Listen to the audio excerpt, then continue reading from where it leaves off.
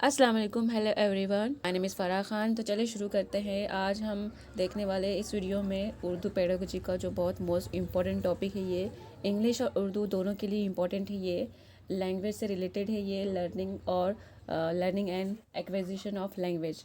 تو چلے دیکھتے ہیں۔ یہ اردو اور انگلش دونوں کے لیے امپورٹنٹ ہے۔ اس سے ریلیٹڈ کوشچن سیٹیٹ میں آتا ہے اردو انگلش دونوں لینگویج میں۔ تو چلے شروع کرتے ہیں۔ تو فرسٹ ہم دیکھیں گے اس میں زبان کیا ہے، یعنی کہ لینگویج کیا ہے۔ تو زبان انسان کے خیالات، جذبات، احساسات اور ضروریات کی ترسیل کا وسیلہ ہے، ایک ٹول ہے۔ تو زبان سماجی رابطہ یعنی کہ سوشل انٹریکشن کا نتیجہ ہے۔ سماجی رابطے کی وجہ سے ہی بچہ نقل پھر امیٹیشن کے ذریعے زبان سیکھتا ہے، یعنی کہ دوسروں کو دیکھ کر زبان سیکھتا ہے۔ اور زیادہ تر لوگ زبان کو ترسیل کا وسیلہ مانتے ہیں، لیکن اپنے وسیع تر معنی میں زبان کا ایک مظہر قدرت یعنی کہ فینومینا ہے جو ہماری فکر، اقتدار اور مساوات کے تعلق سے ہمارے سماجی تعلقات قائم کرتی ہے۔ تو یہ لینگویج یعنی زبان ہے جو ہم ہمارے خیالات، جذبات کو ہم ظاہر کرتے ہیں زبان کے ذریعے۔ تو زبان کی ابتدائی ایجاد کیسے ہوئی؟ تو زبان کا کیسے کہ ایجاد ہوا، اس کے بارے میں ہم کچھ بھی کہنا بہت مشکل ہے، کیونکہ مگر ہم یہ بھی اندازہ لگا سکتے ہیں کہ انسان نے شروعات میں اپنی ضرورت کی تسکین کے لیے جو کچھ آوازیں نکالی ہے، یعنی کہ جو کچھ آوازیں نکالی ہے تو وہ ہوگی جو بعد میں بامانی ہوتی ہے، یعنی کہ بامانی ہو گئی، پھر ان کی کچھ علامتیں طے ہو گئی تو اسے ہم زبان کہہ سکتے ہیں۔ تو ویسے تو زبان کی کچھ 3 قسمیں یہاں پہ دی گئی ہے۔ زبان کی 3 قسمیں: اشاروں کی زبان، آوازوں کی زبان اور علامتوں کی زبان۔ تو زبان کی یہ 3 قسمیں ہیں۔ تو اشاروں کی زبان یعنی کہ سائن لینگویج کہہ سکتے ہیں ہم، جب ہم ہاتھ، پاؤں، سر یا پھر آنکھ وغیرہ اشارے کے تاثرات کرتے ہیں تو خیالات اور جذبات ہمارے دوسروں تک پہنچتے ہیں، تو ان کو ہم اشارات کی زبان یعنی کہ سائن لینگویج کہہ سکتے ہیں۔ اور ذو لسانی یعنی کہ بائی لنگول اور کثیر لسانی ملٹی لنگول ماحول میں اشارات کی زبان اہم رول ادا کرتی ہے، جہاں 2 الگ الگ زبان کے جاننے والے اشارات کے ذریعے خیالات کی ترسیل کرتے ہیں۔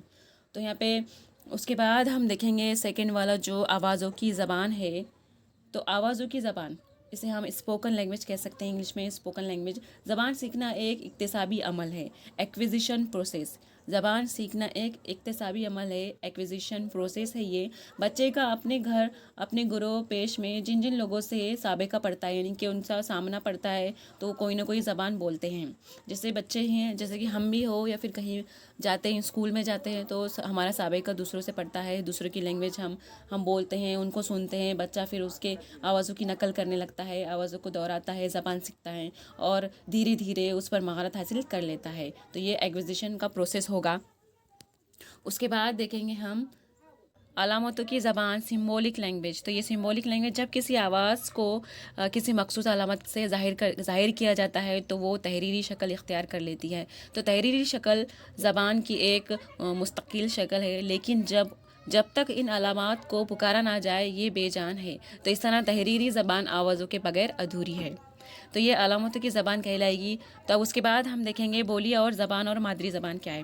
تو بولی اور زبان، لینگویج اینڈ ڈائلیکٹ۔ بولی زبان کے مقابلے میں ایک چھوٹے علاقے یا کسی مخصوص گروہ کے درمیان بولی جاتی ہے، اس کی کوئی تحریری شکل نہیں ہوتی۔ جو بولی زبان ہم جیسے عام لینگویج جو ہوتی ہے ہماری، جیسے کہ ہماری اردو لینگویج جو ہماری مادری زبان کہلاتی ہے، لیکن جو ہم گلی محلے میں یا گھر میں جو لینگویج یوز کرتے ہیں ہم، وہ لینگویج ہماری ڈائلیکٹ ہوتی ہے، وہ لینگویج ہماری بولی زبان کی ہوتی ہے، کیونکہ اس کا تحریری شکل نہیں ہوتا، کیونکہ تحریری نہیں ہوتی ہے وہ، اس کی کوئی منظم شکل اور ضوابط بھی نہیں ہوتے ہیں۔ تو اس میں اکثر تبدیلیاں آتی رہتی ہے اور اس میں ہم چینجز بھی کرتے ہیں، کبھی مکس اپ کر دیتے ہیں لینگویج کو، جیسے کہ ودربھا کی لینگویج تھوڑی مکس اپ الگ دکھتی ہے، اور پھر مراٹھواڑہ کی لینگویج کچھ الگ دکھتی ہے، جیسے کہ حیدرآبادی بھی کچھ مکس ہو جاتی ہے۔ تو ہم ساری لینگویج کا مکس اپ کر کے ہم بولتے ہیں، اسے یوز کرتے ہیں، لیکن اس کی کوئی بولی شکل نہیں ہوتی، یعنی کہ تحریری شکل نہیں ہوتی ہے، تو اس میں رائٹنگ کا کچھ نہیں ہوتا ہے۔ تو ہم اس زبان، جیسے دوسری جانب زبان کا ایک وسیع تر نظریہ ہے، تو زبان کے متعینہ اصول و ضوابط ہوتے ہیں۔ تو جیسے کہ جو لینگویج ہوتی ہے، جیسے مادری زبان ہے ہماری، تو اس کے کچھ ضوابط اور اصول ہوتے ہیں، دوسرے لینگویج کی جو تحریری شکل میں ہوتے ہیں تو اس کے کچھ اصول ہوتے ہیں، لیکن بولی اور زبان کے کوئی اصول نہیں ہوتے ہیں۔ تو اس کا ایک معیاری تحریری اور زبانی شکل ہوتی ہے، تو اس کا بولا جانے والا حلقہ بھی وسیع تر ہوتا ہے، جو تحریری ہوتی ہے تو اس کا حلقہ بھی وسیع تر ہوتا ہے۔ اور اس کے بعد مادری زبان، مدر ٹنگ۔ مادری زبان سے مراد بچے کے گھر، کنبہ اور آس پاس پڑوس میں بولی جانے والی مادری زبان سے ہوتا ہے. تو یہ وہ زبان ہوتی ہے جسے بچہ اپنے گروہ پیش سے فطری طور پر حاصل کرتا ہے، یعنی فطری طور پر حاصل کرتا ہے اور اسے ایکسیس کرتا ہے. اسکولی تعلیم کی شروعات سے قبل ہی بچہ اپنی مادری زبان کی پیچیدگیوں کو اور باریکیوں کو تشکیل کو اپنے اندر جذب کر لیتا ہے. جیسے بچہ چھوٹا جب سے ہی اپنے گھر میں جو سنتا ہے بولتا ہے وہ ہماری مادری زبان ہوتی ہے، اس سے یہ بچہ سیکھ جاتا ہے، اسے سمجھ جاتا ہے، پھر مکمل لسانی صلاحیت رکھتا ہے. اور کئی بار تو بچے اسکول آنے سے قبل ہی ایک سے زیادہ زبانیں بولنا اور سمجھنا سیکھ لیتے ہیں. تو یعنی کہ بچہ مطلب اسکول آنے سے پہلے ہی اس میں کچھ مطلب ایک سے زیادہ زبانیں پہلے ہی سیکھ چکا ہوتا ہے، کیونکہ گھر میں پھر آس پڑوس سے کھیلتا ہے، ان کا سنتا ہے، پھر اپنی باتیں بولتا ہے، تو ایک دوسرے سے ان کا کنورسیشن ہوتا ہے، تو اس سے وہ ایک سے زیادہ زبانیں بولنا اور سمجھنا سیکھ لیتا ہے تب سے، اسکول آنے سے پہلے سے ہی. لیکن کم از کم ایک زبان تو صحیح بولتے اور اس کا کم سے کم اسے ایک صحیح زبان بولنے آ ہی جاتا ہے. اب ہم دیکھیں گے زبان کی آموزش اور اکتساب، learning and acquisition of language. تو آموزش کی تعریف تجربات کی بنیاد پر برتاؤ میں آنے والی نسبتاً مستقبل تبدیلی کے طور پر کی جاتی ہے، جبکہ اکتساب ایک فطری عمل ہے. جبکہ اکتساب یعنی کہ لرننگ، ایکویزیشن جو کہ ایکویزیشن ہے ہمارا، اکتساب ہے وہ فطری عمل ہے. یہ عمل پیدائش کے بعد سے ہی شروع ہو جاتا ہے اور بچہ تقریباً 3 سال کی عمر تک اپنی مادری زبان کا اکتساب کر لیتا ہے، یعنی کہ ایکویزیشن کر لیتا ہے. زیادہ تر بچے اسکول آنے سے قبل ایک سے زیادہ زبانیں سیکھ لیتے ہیں، اور جب کوئی بچہ پہلی بار اسکول داخل ہوتا ہے تو تقریباً وہ 5000 الفاظ جانتا ہے. تو زبان میں آموزش یعنی کہ زبان کی آموزش کا تعلق کسی زبان کو باقاعدگی کے ساتھ جان بوجھ کر سیکھنے کے لیے کیے جانے والے عمل سے ہوتا ہے. اکثر افراد ذو لسانی یا پھر کثیر لسانی کے بائلنگول اور ملٹی لنگول ہوتے ہیں. تو کیا اگر ہم غور کریں کہ تمام زبانیں بچپن سے ہی نہیں جانتے تھے، لیکن ایک ان کی مادری زبان ہوتی ہے جسے انہوں نے فطری طور پر ماحولیاتی رابطے سے حاصل کیا ہے. جیسے کہ ہم نے بھی ایک زبان فطری طور پر ہم حاصل کر لیتے ہیں بنا سیکھے، جبکہ دیگر زبانوں کی جیسے کہ باقی جو زبان ہے، انگلش ہو گیا، پھر اس کے بعد جو ادر جو لینگویج جس میں اصول اور ضوابط ہوتے ہیں تو وہ باقاعدگی سے ہمیں سیکھنی پڑتی ہے، تو وہ رسمی طور پر سیکھا جاتا ہے. مادری زبان کا باقاعدگی سے نہیں سیکھی جاتی. جو مادری زبان ہماری ہوتی ہے وہ باقاعدگی سے سیکھی نہیں جاتی، ہم فطری عمل خود سیکھ لیتے ہیں. یعنی کہ خود سے ہم جو سیکھتے ہیں وہ ایکویزیشن ہو جائیں گا اور لرننگ ہمارا ہو جائیں گا، جس میں اصول اور ضوابط ہو گئے جو ہمیں سیکھنا پڑتے ہیں، تو وہ ہمارا لرننگ ہو جائیں گی اور ہم خود جو سیکھ لیتے ہیں، جو آٹومیٹک ہمارے فطری طور پہ ہم سیکھ جاتے ہیں، وہ ہمارا ایکویزیشن ہو جائے گا. تو یہ تھا language, learning and acquisition of language, زبان کیا ہوتی ہے اور اکتساب کیا ہوتا ہے. مجھے امید ہے کہ آپ کو سمجھ میں آ گیا ہوگا. تو اب ہم کچھ کوشچن کو سالو کریں گے اس میں. تو چلیے شروع کرتے ہیں. اس میں فرسٹ کوشچن ہے ہمارا، زبان بنیادی طور پر ہوتی ہے. تو زبان بنیادی طور پر کیا ہوتی ہے؟ زبانی، ترسیمی، گرافک، تحریری یا پھر بصری؟ تو بتائیے کیا ہوگا اس کا صحیح آنسر؟ زبان بنیادی طور پر زبانی ہوتی ہے، تو اس کا رائٹ آنسر ہو جائے گا زبانی. تو نیکسٹ کوشچن دیکھتے ہیں اب. اردو زبان میں دوسری زبانوں یعنی سنسکرت، عربی، فارسی، ترکی وغیرہ کے الفاظ بخوبی استعمال ہوتے ہیں، تو اس سے اردو زبان کی کس خصوصیات کا علم ہوتا ہے؟ تو ہماری اردو زبان میں ان سارے زبانوں کی جو کچھ لفظ وغیرہ اس میں بخوبی استعمال ہوتے ہیں، تو اس سے کون سی خصوصیت کا علم ہوتا ہے یہ بتانا ہے. تو اس میں فرسٹ آپشن ہے جلد قبولیت کا، ربط کلام میں متن، یا پھر شکلیات کا، یا پھر غیر لچیلاپن. تو اس کا رائٹ آنسر ہو جائے گا جلد قبولیت کا. کوشچن نمبر 3 دیکھتے ہیں ہم. ہر زبان میں کچھ مخصوص آوازیں، ساخت اور لفظیات ہوتی ہے، تو اس خصوصیات سے اندازہ ہوتا ہے کہ زبان. تو اس میں آپشن ہے فرسٹ مہارت درکار ہوتی ہے، نظام ہے، یا پھر تھرڈ آپشن ہے مخصوص خصوصیات والی ہے، یا پھر فورتھ آپشن الٹب جسے ہم آربیٹریری کہہ سکتے ہیں. تو اس میں رائٹ آنسر ہو جائے گا الٹب یعنی کہ آربیٹریری. نیکسٹ کوشچن دیکھتے ہیں. تدریسی آموزش عمل کے مخصوص اقدام پر عمل کرنے کے لیے استاد کلاس روم میں خالی جگہ پر عمل کرتا ہے. تو اس میں آپشن ہے تکنیک، عمل، رویہ یا پھر طریقے. تو اس کا رائٹ آنسر ہو جائے گا تکنیک پر.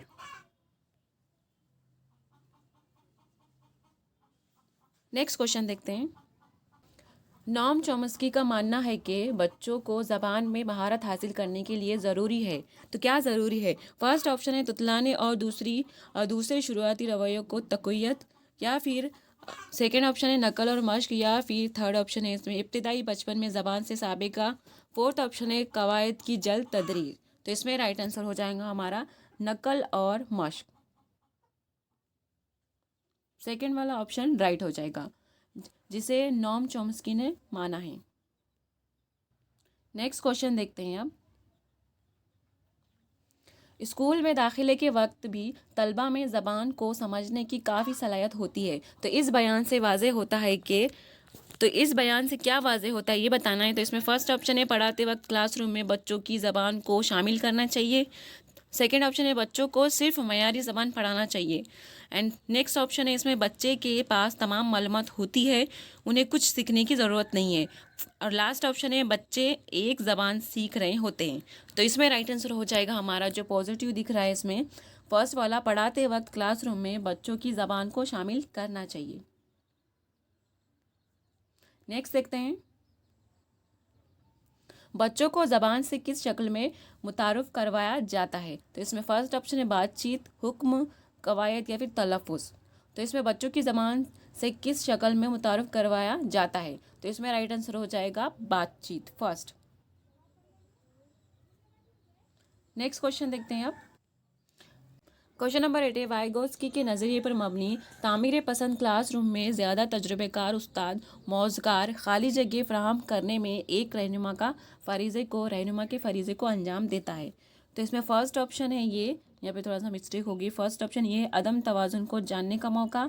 सेकेंड ऑप्शन है तरगीब, और थर्ड ऑप्शन है इसमें सवाल पूछने का मौका, और फोर्थ है किसी नज़रिए का तारुफ। तो इसमें राइट आंसर हो जाएगा हमारा तरगीब।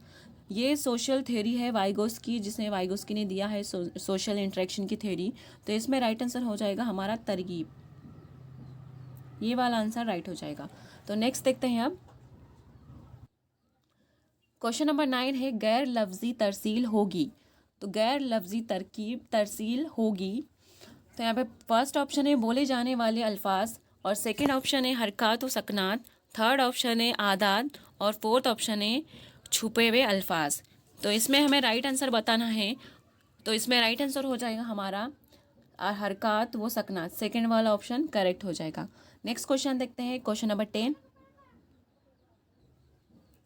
उम्र का वो मरहला है जिसमें बच्चा कोई ज़बान दीगर मराहिल के मुकाबले में ज़्यादा आसानी से सीख सकता है। तो वो बताना है उम्र का मरहला जिसमें बच्चा कोई ज़बान को दीगर मराहिल के मुकाबले में ज़्यादा आसानी से सीख सकता है।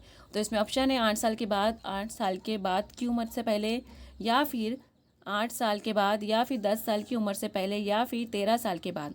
तो इसका राइट आंसर हो जाएगा फर्स्ट वाला 8 साल की उम्र से पहले। तो ये वाला आंसर राइट हो जाएगा। तो ये थे 10 क्वेश्चन और कुछ पॉइंट्स जो इम्पोर्टेंट थे learning and acquisition of language क्या होती है, मादरी ज़बान क्या होती है। तो इस वीडियो में मैंने एक्सप्लेन करने की कोशिश की है। आई होप आपको समझ में आया हो। तो लाइक करें, शेयर करें एंड कमेंट करके ज़रूर बताएं। Thank you very much.